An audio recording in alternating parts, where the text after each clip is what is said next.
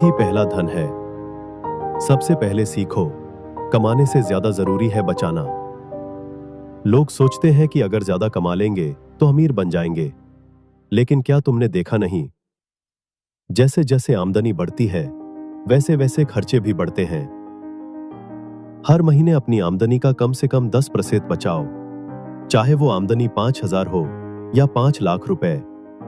जब तुम अपने लिए एक आदत बना लेते हो कि हर हाल में बचत करनी है, तब असली धन का बीज बोया जाता है।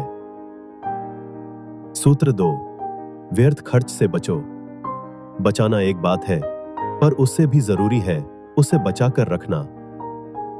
लोग अपने आस पड़ोस रिश्तेदारों को देखकर आकर्षित होते हैं। महंगी गाड़ियां, ब्रांडेड कपड़े, छुट्टियां, वो सोचते हैं हमें भी ये चाहिए। लेकिन ये दिखावे की भूख तुम्हारे भविष्य को खा जाती है। तुम्हारी बचत सिर्फ तब तक सुरक्षित है जब तक तुम उस पर नियंत्रण रखते हो। उसे उन चीजों में लगाओ जो तुम्हारी संपत्ति बढ़ाए, न कि जो क्षणिक सुख दे और फिर कर्ज में डुबो दे। सूत्र 3, निवेश का विज्ञान सीखो। क्या तुम जानते हो, सिर्फ बचत करने से कोई अमीर नहीं बनता। पैसा अगर सिर्फ पड़ा रहेगा तो वह महंगाई के कारण अपनी कीमत खो देगा।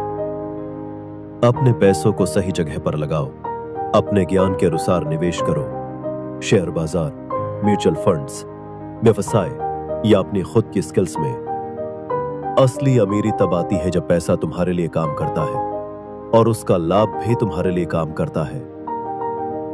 सूत्र 4, खर्च का लेखा जोखा रखो।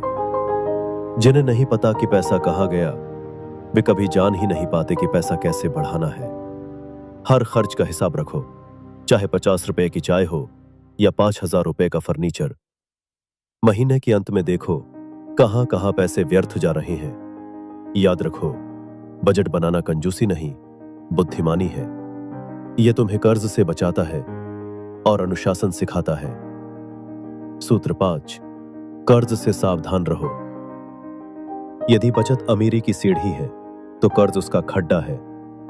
हर कर्ज बुरा नहीं होता, कुछ कर्ज तुम्हें आगे ले जाते हैं, जैसे शिक्षा का कर्ज, बिजनेस का लोन। लेकिन जो कर्ज सिर्फ दिखावे या विलासिता के लिए लिया गया हो, वह तुम्हें खा जाएगा।